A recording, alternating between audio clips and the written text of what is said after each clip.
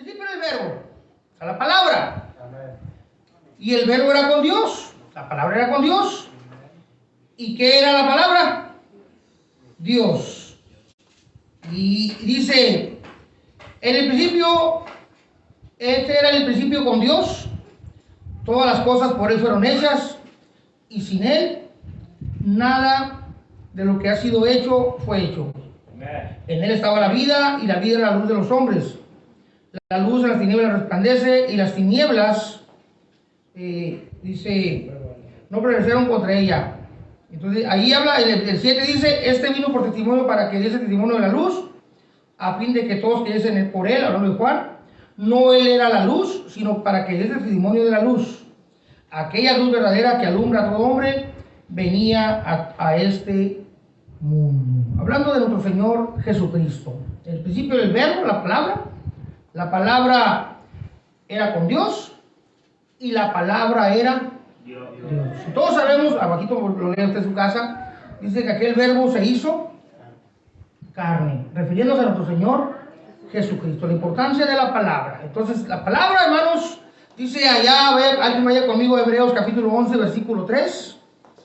Estamos hablando de la importancia de la palabra. Estamos ir entrando poco a poquito. Yo me pongo nervioso 15 minutos y luego agarro confianza. 11:3 de Hebreos. Por la fe entendemos haber sido constituido el universo por la palabra de Dios, de modo que lo que se ve fue hecho de lo que no se veía. Discúlpeme si leo un poquito más porque me equivoqué de ojos. Me traje los que uso para el trabajo, esos más mira así como lejecitos. Y tengo los que uso para la iglesia, pero no me los traje. Entonces dice aquí que por la fe creemos, entendemos, haber sido construido el universo por la palabra de Dios. El principio era el verbo era con Dios, y el verbo era Dios. El principio era la palabra era con Dios, y la palabra era Dios, y la palabra se hizo carne. Y por la fe, dice Hebreos, entendemos que por la palabra fueron creados los cielos y la tierra. Miren la importancia de la palabra de Dios, ¿eh? Hasta dónde la elevan los hombres de la vida. Hay más versículos, es un estudio muy largo, pero no vamos a centrarnos en tanto texto bíblico. Yo creo que con esto es suficiente para que veamos la importancia de la palabra del Señor. Ahora voy entrando ya al tema. Yo creo que todos hemos escuchado, más en este tiempo, porque nuestra Biblia está separada entre Viejo Testamento y Nuevo Testamento. Eso nuestros mismos escritores de la Biblia, cuando compramos una Biblia así aparece, ¿verdad? De Mateo para acá es Nuevo Testamento, y de Mateo para atrás es Viejo Testamento. Yo creo que hemos escuchado todos, yo como pastor he escuchado mucho, aún de compañeros pastores, que me dicen, el Viejo Testamento ya no es para la iglesia, el Nuevo Testamento para acá ya es para la iglesia, porque se basan a la mitad del libro, y creen que el Viejo Testamento ya no es para nosotros, porque muchos llegan a creer todavía, a pensar, que el Viejo Testamento se le conoce como la ley. Dicen, es que la ley es del Viejo Testamento para atrás, y la gracia es del Nuevo Testamento para acá. O sea, de Mateo para acá es la gracia, y de Mateo para atrás es la ley. Muchos llegan a decir eso, que por cierto no es cierto. La ley se compone solamente de 5 libros, que son, ayúdenme, Génesis, Éxodo, Levítico, Números y Deuteronomio. Esa es la ley. Ahí se acaba la ley. Son los 5 libros de Moisés. Luego están los escritos, o lo que conocemos como salmos, que vienen siendo Salmo, Proverbio, Eclesiastés, Cantar de los Cantares, Nehemías entra ahí, entra también el libro de Esther, Esdras, entran entre los escritos, Job entra entre los escritos. Y luego están también los profetas, que son los profetas que conocemos, Jeremías, Isaías y todos los profetas que son conocidos. Que por cierto, no hay profetas menores ni mayores. Eso es un término teológico que en las escuelas teológicas lo enseñan y lo sacamos a la gente, y a la gente le decimos, pero el profeta menor, a ver, ¿de dónde es un profeta menor? No, pues nos vamos al libro chiquito, ¿no? Joel es un profeta menor. ¿Por qué es menor? Ah, porque tiene como 4 capítulos más. O sea que el pastor Reyes es un pastorcito, porque tiene como 20 ovejas. Aquí es un pastor más o menos de clase media, ¿no? Aquel es un pastorzote porque tiene un montón de gente. O sea, fíjate la donde a usted le gustaría que le dijeran hermanito. Ay, el hermanito. ¿Por qué? Ah, porque nomás tiene su esposa y un hijo. Pero aquel es un hermanote porque trae como 7. O sea que tú eres un hermanote, Gaudencio. Imagínate. Gaudencio es un hermano, ¿no? Entonces son palabras teológicas que enseñan en las escuelas bíblicas y la gente las aprendió y las trajo a la iglesia y la iglesia las repite cuando no es verdad. Eso no dice la Biblia, son términos teológicos. Bueno, hermano, entonces la ley de Moisés o la ley son 5 libros, no más. ¿Se acuerdan allá en Lucas, amados hermanos, cuando el Señor Jesús se les presentó a aquellos varones, ¿verdad?, que iban camino a Maús? ¿Se acuerdan que les comenzó a hablar desde Moisés hasta los profetas, hablando de él? Porque dice, ellos hablaron de mí. O sea, los 5 libros de Moisés hablan de mí, los profetas hablan de mí. Y cuando dice el Señor, escudriñad las escrituras, todavía no existía Mateo, ni Juan, ni Lucas, ni Marcos.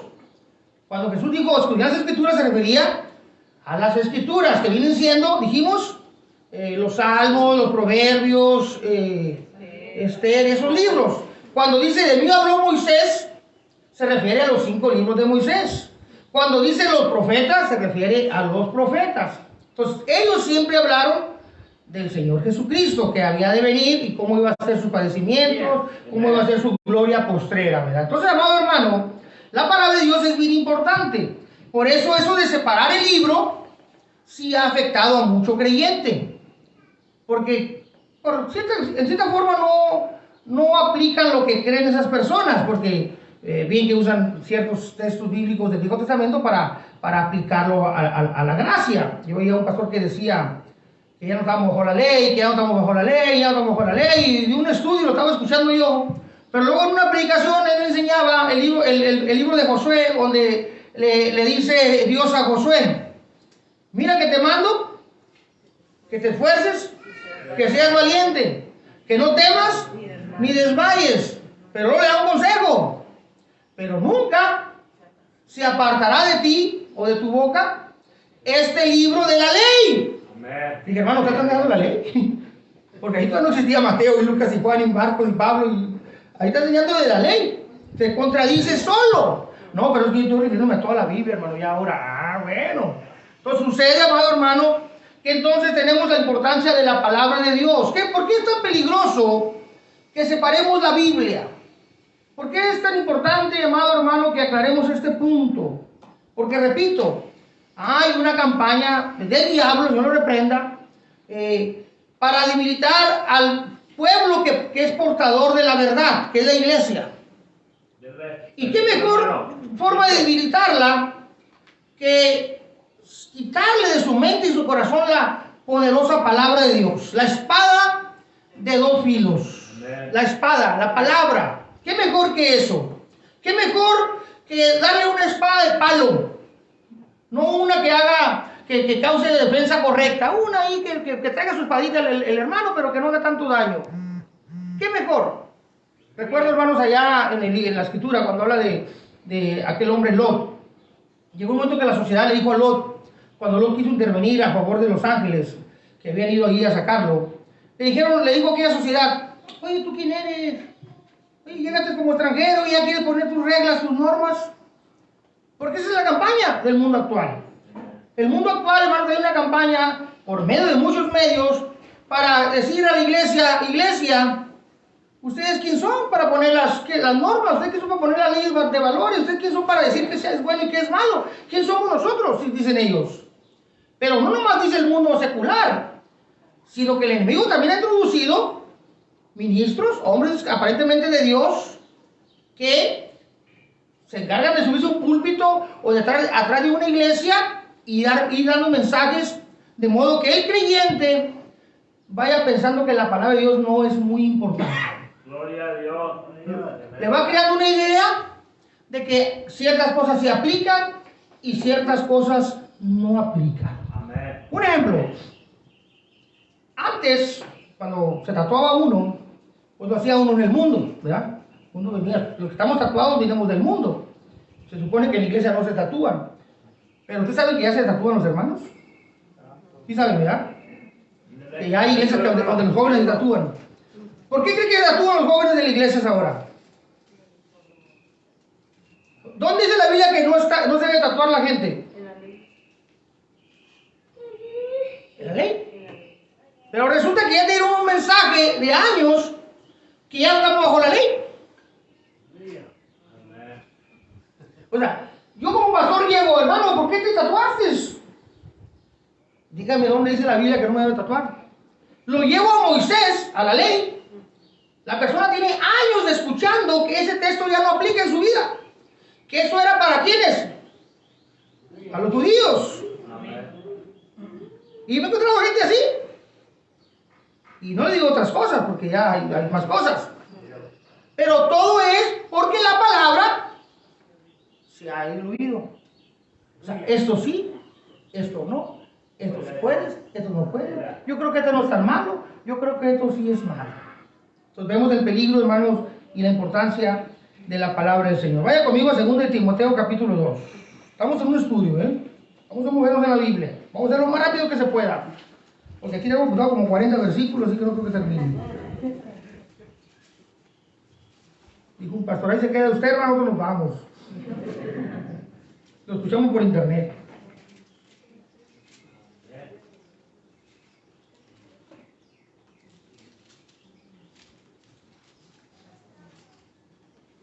Amén.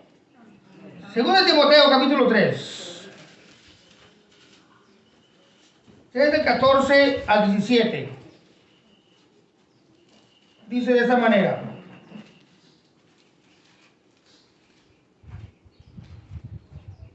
Pero persiste tú en lo que has aprendido y te persuadiste, sabiendo de quién has aprendido. Pablo le dice a Timoteo, hablando de su abuela y de su mamá, y que desde la niñez has sabido las Sagradas Escrituras. Pregunta, ¿a qué escritura se refiere? ¿A Mateo? En ese tiempo no existía eso, apenas estaba en proceso. Cuando Timoteo estudió escritura no se refería a Pablo, a Corintios, a la carta de Timoteo, a Apocalipsis. Eso apenas estaba en proceso. Los jóvenes que son estudiadores, ellos pueden investigar en qué época se recopiló lo que conocemos ahora como Nuevo Testamento. Y si no estoy muy mal informado, pasaron más de 100 años después de Cristo, cuando comenzaron apenas a recopilarse lo que conocemos como Nuevo Testamento. Ya habían muerto los últimos hombres de Dios, ya los hombres de la Biblia ya no quedaba ninguno, ya todos habían muerto, incluido el joven Timoteo. Entonces, cuando Pablo dice Timoteo, las Sagradas Escrituras, está refiriéndose a lo que conocemos nosotros como comúnmente como Viejo Testamento.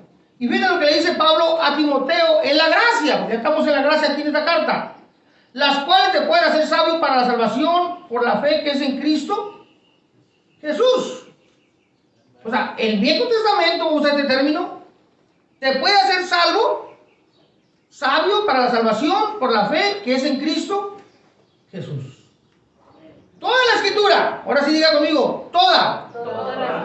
¿Qué es toda? Toda. Alguien preguntaba una vez, hermano, Pastor Reyes, ¿no se le hace a usted como ilógico que Dios haya puesto las cartas de los allá, las crónicas? ¿Qué son las crónicas? Puros nombres. Puros nombres, un censo. O sea, oiga, hermano, ¿por qué Dios dejó ese libro ahí? ¿Por qué Dios quiso que ese libro quedara? Si puros nombres bien raros, ¿verdad? Bueno, ahora da igual a la gente, ahora nombres bien raros también. No sé si lo sacaron de ahí. ¿Cómo se llama el niño? Yajejeré, Jojeri, algo así de un chamaco. Yo soy muy malo para memorizar los nombres. Pues, ay, qué bonita niña. Y me da vergüenza de decir cómo, no sé cómo se llama la niña porque son bien raros. ¿Y cómo se llama el niño? Jorge, güey, no sé qué tantas cosas le ponen ahora. Hijo, es tan fácil que era Miguel, ¿no? Jorge, Juan. Pero bueno, es otro tiempo. A lo mejor lo sacaron de ahí de las crónicas. Y me decía alguien, hermano, ¿y por qué tanta esa necesidad de las crónicas? ¿No se equivocaría Dios ahí? ¿Para qué me sirven las crónicas a mí? Y es cierto que casi nadie lee las crónicas, porque lo leemos a veces porque tenemos que leerlo, pero no lo leemos casi nadie. Ah, espérate. Es que dice que toda la escritura inspirada por Dios es toda. Resulta que hay un pueblo que se llama Israel, una nación física, literal, que en su carne, en su sangre son descendientes de de esas personas. Y ellos esperan la promesa del Mesías. Ellos aún no creen que el Mesías ha venido. Y una de sus promesas que ellos tienen de su Mesías, que cuando venga, es que va a reinar 1000 años sobre la tierra. Y que Israel va a tomar su posición, cada tribu de su tierra, como fue la promesa hecha a Moisés. Que Josué cuando entró repartió la tierra, pero por causa del pecado no duró mucho esa conquista. El pueblo de Israel continuamente era esparcido, era llevado cautivo. Por eso dicen Hebreos que queda otra promesa para el pueblo de Israel. Porque si Josué los hubiera introducido al reposo, no hablaría de otro reposo. O sea, quedó pendiente eso. Entonces, ellos esperan cuando venga el Mesías, así creen ellos, el Mesías va a repartir a cada tribu su posición original según la promesa hecha a los padres. Y ahí aparecen las crónicas. A ver, ¿usted quién es? No, pues yo me llamo Juan Gamaney. ¿Y su apellido? ¿Y quién es su papá? Fulano, y su abuelo Mangano, y su bisabuelo Perengano. Y entonces ahí aparece si eres de la tribu, de qué tribu o de qué tribu no eres. Ahí entran las crónicas. Lo que pasa es que como yo soy mexicano, y yo no me acuerdo ni cómo se llamaba mi bisabuelo. ¿Alguien se acuerda cómo se llamaba su bisabuelo aquí? No. ¿Y el abuelo? El abuelo sí me acuerdo yo.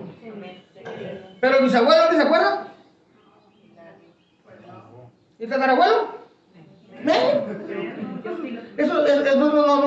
No tenemos las crónicas por eso, porque no nos acordamos a veces ni del abuelo, ni del bisabuelo, menos del tatarabuelo. Y si les hablo detrás del tatarabuelo, pues mucho menos, ¿verdad? No sabemos ni de dónde era siquiera. Bueno, también hemos amado hermano que dice que toda escritura es inspirada por Dios, útil para enseñar, para redarguir, para corregir, para instruir en justicia, a fin de que el hombre de Dios sea perfecto, enteramente preparado para toda buena obra. Fíjense, toda escritura es inspirada por Dios, útil para enseñar. O sea que Génesis me puede enseñar Génesis a mí. Amén. ¿Me puede enseñar Éxodo? Amén. ¿Me puede enseñar Levítico? Amén. ¿Me puede enseñar Deuteronomio o Números? Amén. ¿Me puede enseñar un salmo? Amén. O sea, toda escritura es inspirada por Dios y tiene un trabajo de que el hombre de Dios sea perfectamente preparado para toda buena obra. ¿No ve el peligro que hay de decir esto sí aplica y esto no aplica? ¿Saben por qué tanta enfermedad ahorita, amado hermano? Porque no comemos bien. La comida buena no es cara, ¿eh? Caro el pollo frito, caro la pizza, caro el McDonald's, caro el Kentucky, caro el sushi y fuchi. Caro eso. Pero el frijol, la lenteja no es caro. No es caro. Un caldito de pollo no es caro. Ah, pero creemos que la vida es cara porque queremos comer, ¿verdad? Y pues estamos todos enfermos. Porque esto sí, esto no. No, a mí me gusta el tomate. A mí no me gusta eso. A mí no me gusta aquello. Pues no comemos nada. Gloria a Dios. Y pues hay tanta enfermedad. Yo tengo 52 años y le jugué a ese. Ahí está mi esposa de testigo y está grabado. Por eso a Martín Galindo, ¿verdad? Y a Josué López, mi hijo. Andaban de maestros de natación. Fíjate los maestros de natación. Estaba el pastor Martín Villanueva ahí. Y estaba una alberca de 30 metros de ahí en el Britannia. Unos 30 metros como de aquí al cerco. Y me dice mi hijo, papá, unas carreras, a ver si es cierto. Mi hijo le dije, yo me quería un rancho. El río me quedaba como de aquí al bulevar ese ahí. Acá me quedaba un canalón de cemento como a 20 metros atrás. Y no tengo escamas porque Dios me hizo hombre. Pero no lo vas a hacer, papá, ya estás viejo. Dije, yo no lo voy a hacer. Pues me les aviento el orgullo, pues hacer el orgullo ese que el hombre era. Y les gané a los maestros de natación. Pobres alumnos. Y luego dijeron ellos, no, lo que pasa es que los jóvenes de ahora no tienen la revancha, pa. No dejen agarrar a alguien. Y les volví a ganar, y está grabado. Un día lo voy a subir para exhibirlo, nomás para que no tengan presumidos. Porque no comen nada. No comen comida sana, y así es cuando la palabra de Dios no se come sana. Hay mucha enfermedad. Imagínense quitarle al desayuno lo que te alimenta, pues queda un pues bien grande, pero bien bofo. Sin vitamina, sin protección, vienen los virus y te enferman. ¿Sí o no? Así es la palabra de Dios. Una iglesia que no se alimenta bien, una iglesia que dice que expulga la palabra, que eso sí, que le quita, que le quita. No, a mí me gusta nomás lo que sabe sabroso y pues me voy a comer un pollote frito. Pues está sabroso, pero ¿qué te sirve? El pollo está blanco. Tiene como 4 meses congelado. Ya lo que tenía de carne ya se lo comió el hielo. Lógicamente vamos a estar enfermos, amado hermano. Entonces, igual con la palabra, yo siempre uso el ejemplo, no sé si lo he dicho aquí, donde quiera lo digo. Pues cuando es de pollo, hermana. Pero ahora ya le tiene que echar balbita para que agarre color. Ya antes no, antes te comes el caldo y quedamos todos los chamacos así. Dormidos. Le echaba unas patotas a las señoras hasta el pescuezo, no te echaba mi abuelo. Bueno, más de estos temas. Hay un hijo de un rey allá en Inglaterra. Yo lo uso mucho de ejemplo para que vean lo maravilloso que es Dios con nosotros. ¿Sí? Para si usted se siente pobre, hoy lo voy a hacer rico yo. Lo voy a declarar bien rico. Bien. Ese Harry se llama William. Ese príncipe William. Se casó el príncipe William, el hijo del rey de Inglaterra. Oh, un rey, su palacio, su iglesiota, su sacerdote. Hizo un comidón según él. A mí me dio lástima por este rey, por este príncipe. ¿Saben qué les dio de comer a los invitados? Godornices. A ver, denle usted una godorniz a su hijo. ¿Qué venden godornices? ¿Quién quería comer godornices ahorita? Los chamacos dicen que, ¿qué es lo que es?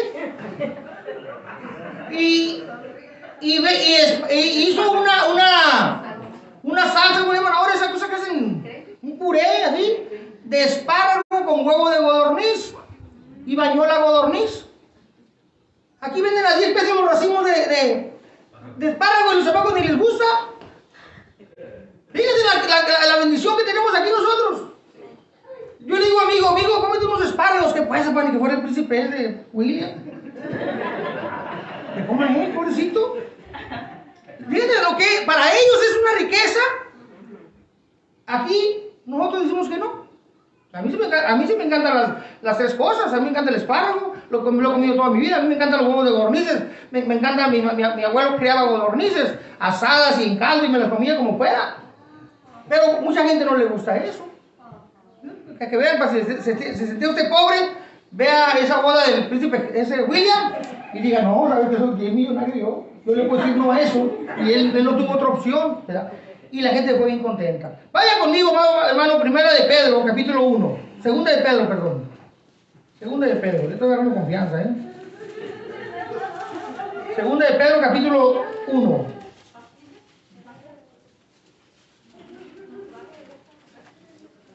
Eso para ponerle sabor nomás a la predicación, para que no se nos aburrida. 2.19 de segunda de Pedro. 1.19, perdón, ando mal, ¿eh? Estos lentes con que te manejo mejor. 1.19 de segunda de Pedro. Tenemos también la palabra profética más segura, a la cual hacéis bien en estar atentos como una antorcha que alumbra en el lugar oscuro, hasta que el día aclarezca y el lucero de la mañana salga en vuestros corazones. Entendiendo esto, primero, que ninguna profecía de la Escritura es de interpretación privada. Nunca, porque nunca la profecía fue traída por voluntad humana, los profetas, los hombres de Dios, sino que los santos hombres de Dios habrán sido inspirados por el Espíritu Santo. En el Viejo Testamento no había Espíritu Santo, dijo Jesús. Pues, ¿por qué fue creado la tierra y los cielos? Por la palabra. ¿Y quién es la palabra? Dios. ¿Y qué es Dios? Espíritu. ¿Qué dice aquí? Que todos los hombres de la profecía, todos los profetas, todos los antiguos, hablaron siendo inspirados por el Espíritu Santo. Fíjense, amado hermano, porque ese es otro, te meten esa idea. Es que allá es letra y acá comienza el Espíritu. Fíjense, yo no he escuchado muy a un hombre. Alguien lea en su casa, se lo voy a dar de tarea, el Salmo 119. Está bien largo, por cierto. Nunca en toda mi vida que tengo yo como creyente he escuchado a un hijo de Dios que ame tanto la palabra como el rey David. Híjole, qué hermoso se expresa de los mandamientos, tus estatutos. De hecho viene por estrofas en nuestras Biblias, viene por secciones, y en cada sección alaba la palabra, tus mandamientos, tus leyes, tus dichos, tus decretos, tus ordenanzas. Usa muchos términos. Y en una parte dice el rey David, dice, tu palabra es más dulce, dice, que la miel. Amen. Y aún que la miel que destila del panal. Y como yo crecí comiendo miel del panal, yo sé lo que es eso. Digo, este hombre amaba la palabra. No hay algo más sabroso que la miel, que morder el panal con su miel. No hay nada, no existe nada más rico que eso. Ese hombre amaba la palabra de Dios. Y ese hombre mismo dice en una parte, no quites de mí tu Santo Espíritu, vuélveme el gozo de tu salvación, el Salmo 51. O sea, ya había Espíritu Santo, pero llega el momento que la gente oye tanto que no había Espíritu Santo, que piensa que no había Espíritu Santo. Todos esos hombres hablaron siendo inspirados por el Espíritu Santo. Imagínense, ¿ustedes se han preguntado cómo lo hizo Moisés para escribir lo que sucedió en el huerto? Porque fue Moisés. Yo a veces me pregunto, ¿Moisés cómo le haría para escribir lo que sucedió en el huerto? ¿Cómo le haría Moisés para escribir lo de la ofrenda de Adán y Caín? No estaba Moisés. ¿Cómo le haría para escribir todo eso que conocemos como el Génesis, la creación? Pues ahora entendemos. Siendo inspirado por el Espíritu Santo. Para que en el 2020 llegue el hermano Reyes y diga, hermano, esos libros no tienen Espíritu Santo, imagínense. Imagínense la blasfemia, el atrevimiento. Para que llegue el hermano Reyes, por mucha gente que tenga, por muy famoso que sea, y por mucho que haga movimientos raros y que según sean enfermos y sea apóstol y no sé qué tanta cosa sea, para que diga, hermanos, de aquí para acá no y de aquí para acá sí. Fíjense, amado hermano. ¡Qué atrevimiento! ¡Qué problemón! Y lo están haciendo, pero que lo hacen sutilmente. De hecho, hay un cantante que ya no se oye mucho. Híjole, yo tanto que era su fan. Alex Campos. Él usa mucho el término silencio en sus cantos. ¿Sí? ¿A cuánto que dura el mundo, no? Se me fue como la arjona también. Es algo del silencio. Él usa mucho la palabra silencio en sus cantos. Y he escuchado cada canto, ¿verdad? ¿Por qué? ¿Cómo que silencio? ¿Un Dios callado? ¿Un Dios que no habla? ¿Cuál es el mensaje ahí? ¿No habla Dios, amado hermano? Claro que habla. Si no nos habla por la palabra, nos habla por su espíritu, nos habla por alguien, nos habla por el hijo, por la esposa. La misma creación nos habla, nos enseña todas las cosas. Dios siempre está hablando, pero van creando una idea de un Dios que no habla. De un Dios que no habla. Entonces eso es peligroso. Nuevo pacto, vamos a hablar ahora del nuevo pacto. Vamos a ver, ya vimos que cómo la Biblia, hermanos, completa es vital, es importante. Toda la Biblia. Pero hay un cuestionamiento y una de las cosas que causa el debate, que es el viejo y el nuevo pacto. Vamos a ver, amado hermano, primeramente, ¿qué es el nuevo pacto y con quién se hizo el nuevo pacto? Ahorita alguien contestó cuando hice la pregunta. ¿A quién le fue dada la ley de Moisés? ¿A qué pueblo? Al pueblo de Israel. Grave es eso, ¿eh? Al pueblo de Israel le fue dada la ley de Moisés. O sea, al pueblo judío. Todos sabemos eso. Todo el mundo sabe eso. De hecho, yo ahora subí en mi historia, me gusta subir cositas como sarcásticas, luego de adrede. Porque siempre que hacemos una enseñanza de fiesta bíblica, me mandan los hermanos a preguntarme, hermano, ¿y es obligación guardar esa fiesta? ¿Qué casualidad que ahí sí les preocupa si es obligación? Y en las fiestas mundanas no preguntan eso. Gloria a Dios. Ay, ¿por qué no preguntan? Hermano, ¿es obligación guardar el Día de las Madres? Hermano, ¿es obligación guardar esto? Nomás en las fiestas de Dios preguntan. Y ahora yo puse una forma, voy a hacer una pregunta como la que me hacen a mí. ¿Es obligación guardar huevitos de Pascua? Puse yo. Porque nadie me preguntó. Porque hay iglesias que sí lo hacen, ¿eh? Hay iglesias que después del culto van a hacer eso ahorita. Espero que aquí no. Ya no me van a invitar. Bueno, si lo hacen. Y me da risa porque ahí no me preguntan nada. Nomás cuando saco una enseñanza de una fiesta de Dios bíblica, que está en la Biblia, le sale la pregunta que si es obligación hacerlo, sí o no. Miren qué preocupados están. Y cuando son cosas del mundo, ahí no preguntan. Es para que vean que cómo está este asunto. Entonces vamos a ver con qué pueblos hizo el pacto. Jeremías capítulo 31, versículo del 31 al 34. Profeta Jeremías. Este es profeta grande, ¿eh?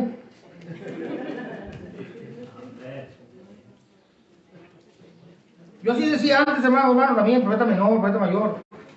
Y un día un pastor me pegó una regañada, fue el que me abrió los ojos. Me dijo, ¿cómo está, pastorcito? Me dijo. Al Espíritu Santo, digo, ¿qué pasó? ¿Qué pasó? ¿Ya nos llevamos así o qué? Porque cuando yo dije, profeta menor, digo, ¿cómo está, pastorcito? Pues yo no me bajo con él, yo tengo hermanos con que tengo confianza y yo sé que puedo bromear, pero con él no, y lo miré muy serio. Digo, pues es que usted tiene como 20 ovejas nomás, digo, es un pastorcito. ¿Y eso por qué, hermano? Me dice, por lo que dijo. ¿Cómo que profetas menores? Dijo. ¿Por qué son menores? A ver. Pues, no sé, buena pregunta. Le dije, yo creo que es porque tienen poquitas hojitas. Por eso es, porque algunos escribieron más. Sí. No es por hacerlos menos. Sí. Sí, uno lo hace en ignorancia. Uno lo hace en inocencia. Para ver quiénes escribieron ¿Sí? más, son los profetas mayores y los profetas menores pues escribieron menos. Uh-huh. Pero no si hacían más unos que otros. No, exactamente. Así es. Es lo que me dio a entender él también a mí. Dije, ya, hermano, ya no lo vuelvo a hacer. Ya no lo vuelvo a hacer. Pues, tenía razón, es lo que dice mi hermana, es lo correcto, eso que te dice mi hermana. Bueno, 31 de Jeremías. He aquí vienen días, dice el Señor, en los cuales haré un nuevo pacto con la casa de quién. ¿Y con quién más? Esto es bien importante, ¿eh? Grabárnoslo. ¿Con quién es el nuevo pacto? Lo que dice la Biblia, no tenga miedo, no se sienta usted lo que dice la Biblia, no como el pacto que hice con sus padres el día que los saqué de la tierra de Egipto, porque ellos invalidaron mi pacto, aunque yo fui un marido para ellos, dice el Señor. Ellos desobedecieron la ley de Moisés, desobedecieron que se dio el monte Sinaí, y hay una promesa de un nuevo pacto. Pero este es el pacto que haré con la casa de Israel después de aquellos días, dice el Señor. Fíjense el nuevo pacto, ¿eh? No se ponga triste, vamos a entrar también nosotros, ahorita vamos para allá. Daré mi ley en su mente y las escribiré en su corazón. Y yo seré a ellos por Dios y ellos me serán a mí por pueblo. Y no enseñará más a ninguno a su prójimo, ni ninguno a su hermano, diciendo, conoce al Señor, porque todos me conocerán, desde el más pequeño de ellos hasta el más grande, dice el Señor. Porque perdonaré la maldad de ellos y no me acordaré más de su pecado. Aleluya. Hebreos capítulo 10. Vamos a Hebreos capítulo 10, donde se cumple esta promesa acá en el Nuevo Testamento. Hebreos capítulo 10. Acá se cumple esta promesa. 10 del 15 al 17. Y nos atestigua lo mismo el Espíritu Santo. Mira, entre más digo, veo mejor. Y nos atestigua lo mismo el Espíritu Santo, porque después de haber dicho, este es el pacto que haré con ellos después de aquellos días, dice el Señor, pondré mis leyes en sus corazones y en sus mentes las escribiré. Y añade, y nunca más me acordaré de sus pecados y transgresiones. Pero ¿con quién fue el pacto? Según Jeremías, ¿con quién era el pacto? Con la casa de Israel y con la casa de Judá. ¿A quién se le escribió esta carta que estamos leyendo? A los hebreos. Ay, ¿dónde quedamos nosotros los gentiles?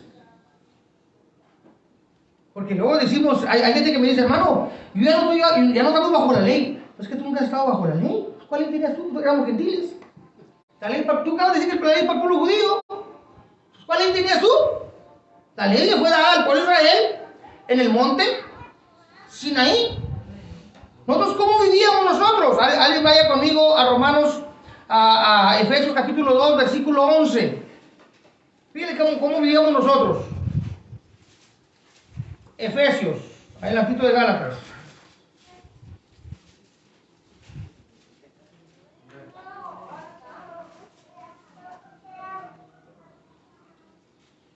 Dice así: por tanto, acordaos de que en otro tiempo, 2:11 de Efesios, vosotros los gentiles en cuanto a la carne eran llamados incircuncisión por la llamada incircuncisión hecha con mano en la carne, hablando de los gentiles. En aquel tiempo, o sea, cuando no éramos creyentes, cuando no aceptamos a Jesucristo como nuestro Salvador, hablando del pasado, y ahora somos hijos de Dios, y ahora también somos pueblo de Dios, gloria a Dios. Ahora también tenemos pacto, ahora sí tenemos pacto. En aquel tiempo estabais sin Cristo, alejados de la ciudadanía de Israel, o sea, no era, la promesa no era para nosotros en aquel tiempo, porque estábamos alejados, ajenos, ¿a qué? A los pactos de la promesa, sin esperanza y sin Dios en el mundo. Miren cómo vivíamos los gentiles. Aquí no adorábamos los gentiles. Pues a todo, menos al Dios de Israel. A Chuchulisposki, a Cuauhtémoc Blanco, y no a todo lo que fuera raro. A que nos hicieran el milagrito, nos le postrábamos. No teníamos mandamiento, no teníamos pacto. Entonces, ¿cómo se va a renovar un pacto con alguien que no lo tiene? Porque luego hay esa confusión teológica. ¿Cómo dice un hermano? Cristo me redimió a mí de la maldición de la ley. A ti no. Tú eres gentil. ¿A ti cuál ley te dio? No, no tiene ninguna ley. La ley se le dio al pueblo de Israel, al pueblo judío. Ellos, si no obedecían los mandamientos, allá en Deuteronomio 27, y entrando al 28, todo el 28, habla de las consecuencias de no obedecer la ley a favor o en contra. Si las obedecías a los mandamientos, eras bendito en tu cementera, bendito, todo era bendición. Pero si las desobedecías, léalo en su casa el 28 de Deuteronomio, se me hace que es, sí. Y habla de todas las consecuencias: maldito el campo, maldito tu bestia, maldito, todo era maldición.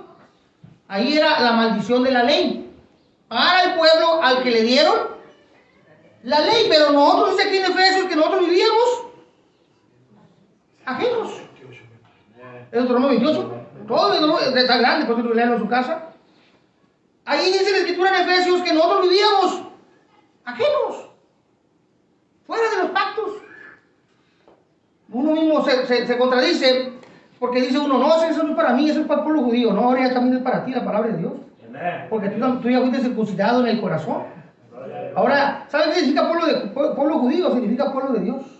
Ahora también usted es un judío en el hombre interior por su Espíritu Santo que Dios le puso en su corazón. Ya Dios circuncidó a usted y a mí, nos circuncidó mejor que a ellos, porque a ellos era la carne y a usted fue en el corazón, en el Espíritu. Ahora puso los mandamientos Dios por medio del Espíritu Santo en su mente y en su corazón. Vamos a poner un ejemplo muy sencillo de este pacto nuevo. La ley decía: no matarás. Eso decía la ley, la ley de Moisés. El mandamiento estaba escrito: y no mates. Fíjense lo que es de la ley, ese mandamiento ya puesto en la mente y en el corazón. Está muy práctico esto. Jesús lo dijo en el capítulo 5 de Mateo. Todo el capítulo 5 de Mateo es donde dice: no vine a abrogar la ley, sino a cumplirla. Y explica puntos de la ley ya en el pacto nuevo. Dice que si yo le digo a mi hermano pato, o en unas expresiones modernas dice tonto, ¿verdad? Tonto, ya estoy acusado ¿de qué? De homicidio. ¿Qué le conviene más al ser humano entonces? Porque aquel mandamiento era hasta que se practicaba. Mientras yo no mataba a alguien, yo no era un asesino. A mí me convenía odiar a alguien. Mientras no lo tocara, yo no era asesino, porque no daba el mandamiento practicado. Pero el nuevo pacto me la puso más difícil el Señor. Porque con el simple hecho de yo desearle mal a mi hermano y expresar palabras ofensivas hacia él, ya me convierto en un homicida. Fíjense qué tremendo es el nuevo pacto en la gracia. Otro ejemplo: no adulterarás. Como yo que estoy casado, no adulterarás. Mientras yo no llevara a la práctica el acto, no se contaba como adulterio en la ley. En la gracia, en el nuevo pacto puesto en su mente y en mi corazón, con el simple hecho de yo desear a una mujer, ya estás adulterando en tu corazón. A ver, ¿cuál está más difícil entonces? ¿La ley o la gracia? había un hermano que ya se ha apartado el Señor, y yo lo agarraba mucho de juego con él porque era bien tremendo. Y una vez pasó una mujer muy bonita, y luego el hermano lo torcí, yo lo bloqueé. Pecadora, pecadora, pecadora, pecadora, decía, pero no se dejaba de ver, y dijo, deja de ver, pecador, le dije, pues, pecadora, pecadora, pero no dejas de verla. Pues ese hombre estaba adulterando su corazón. Le pegué un manazo, pues deja de ver, pecador, pues como que pecadora, pecadora, y tú estás igual. Ah, pues él era un adúltero en su corazón. Conforme la ley, a ese varón no se le podía juzgar porque no llegó a la práctica del acto. Eso para si alguien piensa que la gracia es más fácil. A ver, hermano, dijo un hermano, debemos de diezmar en la gracia porque ese es un pleito de la economía. Ahí le va una buena noticia para los que les gusta diezmar. Gloria a Dios. Malaquías capítulo 3, verso 10, no aplica para la iglesia. Ese era un mandamiento levítico para la ley. Ay, gracias, hermano. Voy a descansar, dijo un varón, porque lo que no quería era dar. Pues yo te recomiendo que te apliques, te conviene mejor la ley, varón.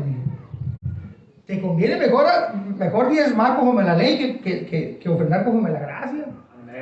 Porque resulta que en la gracia había una mujer que era viuda y tenía un dinero para un sustento de un día. ¿Y esa mujer qué cree que dio? Todo. Y hubo un hombre que Dios Jesús le dijo a un joven rico, le dijo, vende todo lo que tienes y dáselo a los pobres.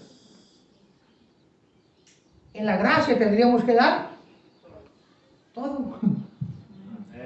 El capítulo 1, el 2 de los Hechos, 3 no recuerdo ahorita, donde habla de la iglesia primitiva, dice que la gente vendía sus heredades, sus posesiones, y la ponía la ganancia a los pies de los apóstoles. ¿Cuántos hace eso en la iglesia en la actualidad? Ay, me conviene más la ley, dijo un varón. Mejor el 10, pues me quedo, ya no pregunto más, dijo. Porque el nuevo pacto consiste en que los mandamientos no es que se hayan eliminado. Ese es el mensaje que está dando el enemigo. No se eliminaron, se quitaron de una tabla de piedra, se quitaron de una tabla de un pergamino, pero se pusieron en tu corazón y en mi corazón por el Espíritu Santo. O sea, ahora la palabra mora en nosotros, mora en usted y en mí por el Espíritu Santo que Dios nos dio cuando fuimos bautizados y nos entregamos a Él. No es que se eliminó la palabra, al contrario, la palabra agarró más fuerza. Aleluya. Entonces, amado hermano, somos parte de un nuevo pacto, aún como gentiles. Voy a seguir leyendo Efesios capítulo 2, sigue diciendo así. Dice, pero ahora en Cristo Jesús, el versículo 13 de Efesios 2, que en otro tiempo estaban lejos, habéis sido hechos cercanos por la sangre de Cristo. Aleluya. Porque Él es nuestra paz. Que de ambos pueblos, hay un canto que dice judíos y gentiles, ¿verdad? Que de ambos pueblos, dice, hizo uno. No, gracias, Padre, porque antes vivía sin pacto, vivía sin Dios, vivía por vivir, pero ahora me has hecho cercano, ahora soy parte también de tu pueblo, ahora también el nuevo pacto. ¿Se acuerdan, hermanos? Ahora estos días fue la Pascua judía, el miércoles fue la Pascua judía, literal, y algunas iglesias hicieron la Cena del Señor, ¿verdad? No sé si lo hicieron el miércoles, ¿también? Sí. Bueno, ok.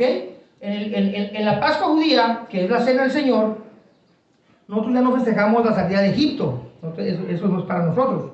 Nosotros ya tenemos a Cristo. Capítulo 5 de Corintios dice que ahora festejamos la Pascua, que es Cristo en nosotros, con la nueva levadura, no con la vieja levadura, ¿verdad? Pero hay dos elementos que se resaltan de esa que conocemos como la última cena o la cena del Señor. En el judaísmo tradicional se usan 4 copas en la Pascua y se usan 3 panes. Una de las copas es la copa de la redención y uno de los panes es el pan que simboliza la esperanza de que venga el Mesías, cuando ellos creen en el Mesías, en Yeshua, en Jesús, y quiebran un pan, y fue el pan que mojó Judas.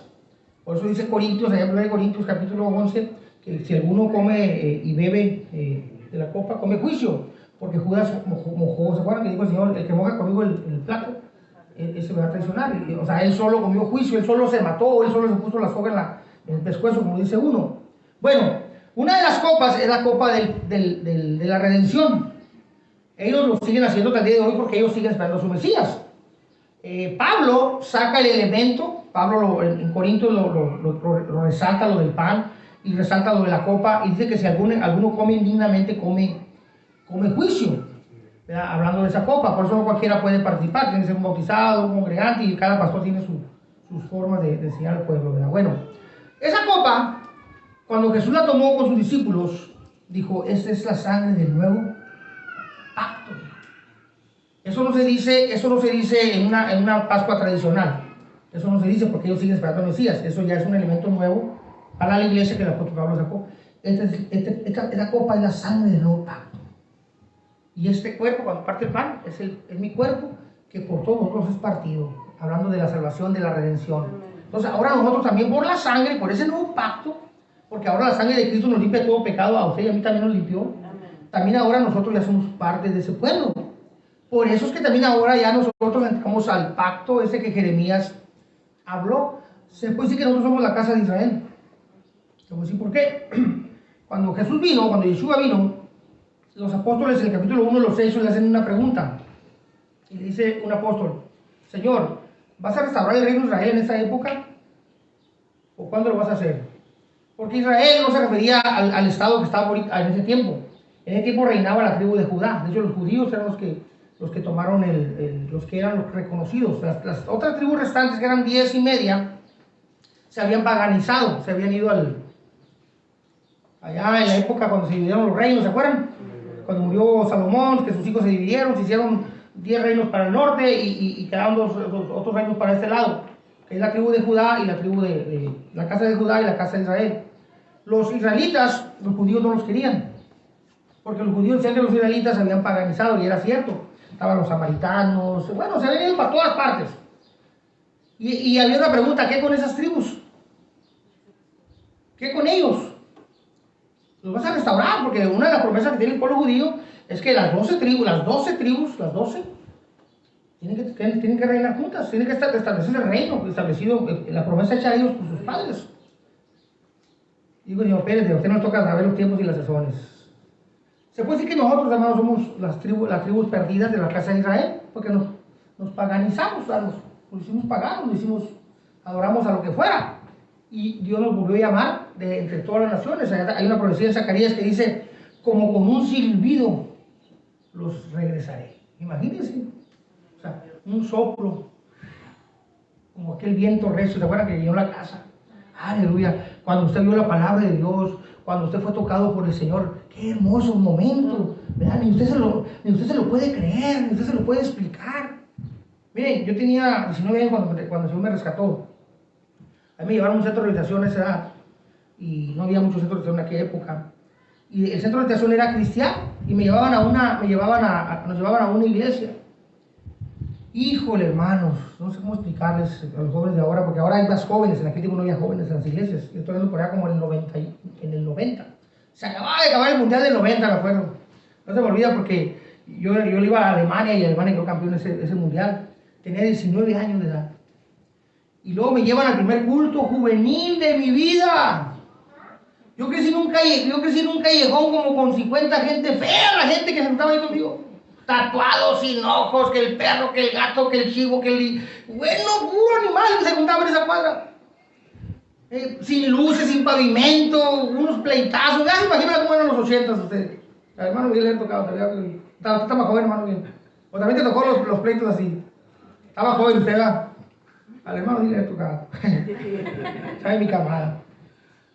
Y por fin me llevan a un culto juvenil. Híjole, nunca me ha asustado tanto yo. Yo estaba acostumbrado a andar entre gente limpia, entre gente buena. O sea, para mí era algo novedoso.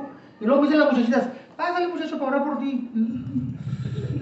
Oye, me juntaba con un montón de gente bien tremenda y esos chamaquitos me asustaron. Y oraban por mí, yo temblando, pero ellos pensaban que era el Espíritu Santo. No era no sé, tenía miedo, mi carne temblaba. Me sentía bien raro y luego me senté y comencé a llorar y decía, miraba a ese grupo de jovencitos limpios, gente sana, gente bonita, y me traía a memoria la bola de baquetones con los que me juntaba yo. Bueno, hermano, para no hacerla muy larga, yo creo que fui como a unos 5 cultos. Me llevaron como unos 5 cultos. Y siempre que iba, pasaba a que oraran por mí, me pasaba en mente, me decían. Pero en ninguna de esas me tocó el Señor. Y en una que no quise pasar, que ya dije, ya no puedo pasar, vino un pastor, no me olvida, de Yuma, aquí de Yuma. Y el pastor me dijo, tú, güerito, era una congregación como de unas 100 gentes, ahí en la colonia Santa Isabel. Pues tú, güerito, ya estaba atrás yo, tú ven, güerito. Tú, ven. Era Dios, ¿no? Cuando venía caminando por allá para venir para acá, ya me había tocado el Señor a mí. O sea, ya Dios había enviado su soplo, fíjense, su aire, ya como con un silbido. Ven, güerito, tú, me dijo el Señor proféticamente, el pastor. Cuando ya puso mis manos sobre mí, yo ya estaba rendido entre los pies del Señor. Ya había hecho la obra en mi vida. Fíjate, en un pedacito de unos metros, hermano, gloria a Dios. Entonces es algo maravilloso, el nuevo pacto.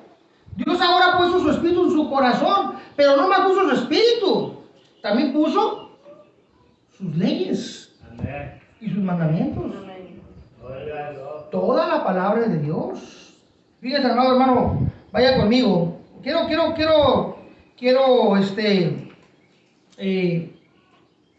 leer un texto que es muy importante que lo leamos, 1 de Juan, capítulo 3. Ya voy a terminar, te lo prometo. Es que estoy explicando versículos para no leerlos todos. Este sí, este no va. Este sí me gusta, este no me gusta. Gloria a Dios. Capítulo 3 de 1 de Juan. ¿Cómo se le conoce a este apóstol? El apóstol del amor, ¿verdad? ¿Sí ha leído 1 de Juan y 2 de Juan? De amor no tiene nada. Está tremendo. Es el único que le dice a los que no aman a su hermano hijos del diablo. Hasta veras. O sea, yo lo he leído muchas veces y digo, pues la teología le dice, los teólogos le dicen el discípulo del amor. Porque Juan es el discípulo amado, ¿verdad? Pero lo lees y dices, ay Señor, que el amor. El amor duele, ¿verdad? Híjole. Mis hermanos, a los padres de nosotros nos amaban, pero también nos corregía, ¿verdad? Y ahora se tiene como amor el hecho de que no le diga nada al muchacho porque se va a traumar, ¿verdad? Se va a ir de la casa. Bueno, capítulo 3, dije, ¿verdad? 1 de Juan. Fíjate cómo dice aquí. Todo aquel que comete pecado infringe también la ley. ¿Por qué ese siguiendo dice? ¿Por qué? Dice, pues el pecado es infracción de la ley. ¿Qué es el pecado? Vamos a cambiar la palabra ley. Eso también es un punto muy importante que les quiero compartir. La palabra ley, la palabra hebrea para ley, la original es Torah. Torah. La palabra Torah es una palabra hebrea que viene de una palabra aramea, que su término, su origen, vamos a llamarle así, es de un acto donde el del arco, vamos a llamarle así, el arquista, agarra una flecha, el arquero, y le tira al blanco. Vamos a darle al hermano, adelante la mano. Allá le voy a poner la mano al hermano. ¡Pum! De ahí viene el término Torah, en arameo, que brincó al hebreo como Torah. Dale al blanco. O sea, atinarle al punto ahí donde quieres que pegue la flecha. Además es un animal. ¿Te imaginas que hay un animal sobre ti? Le atinas o te mueves. Entonces, de ahí viene la palabra Torah. Se traduce en algunas partes como instrucción o mandamiento. Quite la palabra ley. Miren cómo cambia todo, ¿eh? Ley se oye como que ya tenemos un prejuicio contra esa palabra, ¿verdad? Ya tenemos un prejuicio muy arraigado de tantos años escuchándolo en contra. Pero imagínense que no dijera ley, que dijera instrucción. ¿Quién se va a atrever a decir públicamente, hermano, ya estamos bajo la instrucción de Dios? ¿Ay? Yo puedo decir, hermano, ya no estamos bajo la ley de Dios. Y a uno va a gritar, amén, gloria a Dios. Pero la misma interpretación le puedo dar de este modo. Hermanos, ¿cuántos creen que estamos bajo la instrucción de Dios todavía? Amén. Todos van a decir amén. Fíjense cómo una pequeña interpretación de palabra cambia el concepto. Y la ley es instrucción, son mandamientos, son ordenanzas, son decretos, son leyes, son pactos que Dios hizo con su pueblo y que ahora lo hizo para nosotros. Ahora, hermano, le voy a dar una tarea en su casa. Lea usted, amado hermano, el hebreo. Hebreo es bien importante que lo lea, para que salga esa duda de ese conflicto entre qué fue abrogado y qué no fue abrogado. Porque leemos en Romanos, leemos en Gálatas, que la ley fue abrogada, que el nuevo pacto y que el viejo pacto. Y mucha gente piensa que se refiere a los mandamientos. Y no, Hebreos te dice claritamente a qué fue lo que fue abrogado. ¿Saben qué fue abrogado? Las leyes de ritos y ordenanzas referente al templo, a los sacrificios. ¿Por qué? ¿Ya tenemos necesidad de un cordero? Ya no. ¿Tenemos necesidad de que se derrame sangre de todos los cabríos? Ya no. ¿Tenemos necesidad de un templo? Ya no. ¿Tenemos necesidad de sacerdotes, levitas o sumos sacerdotes? Ya no. Hebreo nos dice claritamente qué parte de qué sección de la Torá, de la ley, de las instrucciones fue abolida. Pero el creyente, cuando dice ya no estamos bajo la ley, aplica del Nuevo Testamento. Muchos, los más radicales, aplican así. Otros son más selectivos y dicen no, es que ya no estamos bajo la ley de nadie más que en la gracia. Y estamos en un problema, porque la ley dice no robarás. La ley dice que yo no puedo ver la desnudez de mi hermana. La ley dice que yo no debo de casarme con una prima. O sea, imagínense decir que la ley ya no aplica. Sigue predicando, hermano. ¿En qué problema está el ser humano? O sea, que ¿quién le va a decir a un creyente que diga me quiero tatuar?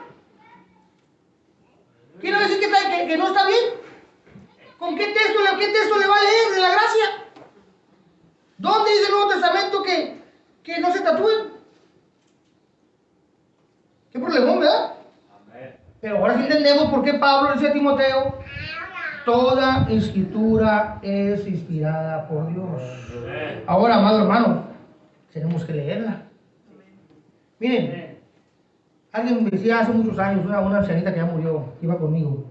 Era tramposa esa hermana. Era tramposa como tipo Jacob. Yo sí le cantaba, era viva la hermana.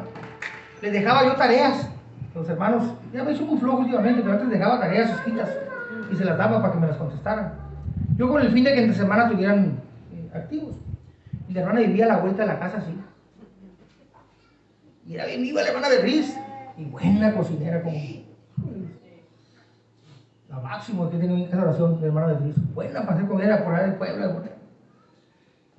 Pastor, iba a la casa a los días. ¿Qué pasó, hermana Beatriz? Lo invito a comer para que lleve a la hermana y a los muchachos. Y era bien viva. Ella sabía que el pez por su boca mujer. Hice unas albóndigas o hice un caldo. Bueno, me tiraban me ponía la carta alta. No, pues ahí va el hermano, pues lo que no, que mi mujer por no cocinarla bien, pues ¿a qué le emplean que yo? Pero la hermana era viva. Resulta que a la hora estábamos comiendo. Oiga, hermano, dice, pastor, qué bueno que me acordé. Dice, tengo una duda. Y me contaba de preguntas. Al último le contestaba las preguntas yo. Y hasta que le agarré la onda, dije, hermana, esta es astuta como Jacob. Esta sí es bíblica. Usa la astucia. Y gloria a Dios, qué bueno que sea astuta. La Biblia dice que seamos astutos. ¿Cómo se la diría? Que seamos astutos como las serpientes. No que seamos serpientes y astutos, ¿no? Serpientes, astutos como las serpientes. Porque a veces somos astutos, pero somos serpientes, pero de astutos no tenemos nada. Bueno, amado hermano, lo que quiero llegar es a esto. Que ella me decía, es que hermano, a mí no se me graba nada. Así decía ella, el argumento de la hermana. Era su dicho. Yo le decía, hermana, no se preocupe. Mire, hermana, este pepino que me estoy comiendo, yo lo conozco como pepino. Pero resulta que su nombre correcto no es pepino, su nombre científico no es pepino. Se les pone un nombre bien raro, ¿no? Y si usted va con un nutrólogo, una persona que sabe, que estudia los componentes químicos, vamos a llamar así, del pepino, él me va a dar otra información. Por decir una naranja, ¿qué vitamina tiene una naranja? Vitamina C. Entonces, yo me estoy comiendo una naranja, mi mente, porque es lo que le conozco ese fruto como naranja. Pero mi cuerpo no percibe ese término. Mi cuerpo está recibiendo vitamina C, otra información. Y así en cada alimento. Usted coma, hermana, dice, usted lea la Biblia, que no entienda. Yo le aseguro que la Biblia, que es espíritu, le va a llevar a su corazón y a su mente otra información. Amén. Y no le ha pasado a usted que no se nos graba nada, pero cuando estamos haciendo una predicación o estamos oyendo un tema, se nos viene. Dice, no, eso yo lo leía. Eso yo lo oía. Porque dice la Escritura que es el Espíritu Santo, que puso su ley en su mente y en su corazón. Entonces el consejo es, leamos la Biblia. Ahora, no nos dejemos apantallar. Tenemos la palabra más profética. Esta es la palabra más profética, madre. No hay muchos profetas. Ahorita se vino un boom de apóstoles. Y yo antes, antes cuando estaba el pastor Julio Camacho, el esposo de mi hermana, y los pastores que había antes, hacíamos debates de que si debía haber apóstoles o no. Era un debate entre las iglesias. En la iglesia hace unos 25 años de atrás. Nos sentábamos en la mesa y debatíamos, hermano, ¿habrá más apóstoles, sí o no? Ahora debatimos si habrá creyentes, porque hay un montón de apóstoles. Hombre, salen apóstoles como si fuera... Imagínense, antes debatíamos si había más, que más de los 12, y ahora me pregunto, ¿habrá congregantes sentados en las iglesias? Apóstoles y profetas y evangelistas, y hay unos que agarran hasta 5 o 6 nombres, ¿no? Se van recio el paquete. Yo soy apóstol, profeta y pastor. Ay, padre, dices tú. Con razón llama el ministerio, pues los agarró todos. No dice, porque le ponen la cosa grande. Y el pueblo pues se apantalla. El pueblo se apantalla y el pueblo se deja llevar y va así, es una congregación grande. Y si el hombre también tiene un aspecto, ¿verdad? Pues tipo rabí, ¿verdad? Que le gustaba que le dijeran a aquellas gentes. El apóstol Pablo, miren, el apóstol Pablo. Voy a echar punto y ya terminó, ahora sí, lo prometo. ¿Quién era el apóstol Pablo para usted, para mí, hermanos? Usted ha leído las escrituras del apóstol Pablo, sus cartas, Corintios, Romanos, las cartas de Gálatas y adelante. Tremendo el apóstol Pablo, ¿ah? Tremendo conocimiento del apóstol Pablo. De eso se cree que Pablo, si no escribió él Hebreos, tuvo injerencia. Porque al finalizar hay unas expresiones que las usaba el apóstol Pablo. Al finalizar Hebreos hay unas palabras que son de él. Entonces, como él era el apóstol y él tenía colaboradores, unos creen que fue Lucas, otros creen que fue Apolos, que eran los más preparados para hablar de los hebreos. Otros creen que fue Pablo directamente, que alguien escribió. Bueno, eso ya es un término, una pregunta que hay en el aire. El gran apóstol Pablo, no creo que haya otro apóstol como él. Le decían en aquel tiempo sus contemporáneos que su presencia corporal era débil. O sea, no apantallaba a nadie. Decían que su enseñanza, fíjense, la enseñanza del gran apóstol Pablo en su momento la minimizaban. Pero lo que quiero llegar a esa parte es que su presencia corporal era débil. Imagínense la cara del apóstol Pablo, hermanos. Una vez lo tiraron como muerto porque lo hubieran agarrado a pedradas. Y yo siempre he dicho esta cosa: cuando alguien quiere matar a alguien, no le tira a los pies ni a la espalda, le tira a la cabeza. Y los judíos tienen piedras santas. ¿Sí saben ustedes eso? A Esteban lo mataron con piedras santas, con piedras del sacerdocio, que son del tamaño como de una bola de gol, de softball. Eran piedras, hasta eso que santas, para matar a los malditos que se metían contra la ley. Ellos tenían sus piedritas y había un grupo de personas y había quien consintiera, y Saulo de Tarso consintió, dio la orden para que así lo hicieran. Y mataron a Esteban. Pues a Pablo lo agarraron a pedradas y lo aventaron para abajo todavía de la ciudad, para como muerto. Imagínense la cara del apóstol Pablo, hermano.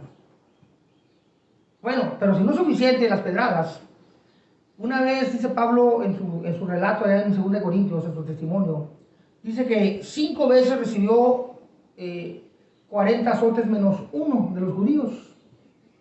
Que si no estoy muy equivocado son 195. Imagínense, 195 latigazos. 5 veces diferentes, porque los judíos, por repetir, en misericordia eran 40, pero como eran bien buenos, quitaban uno.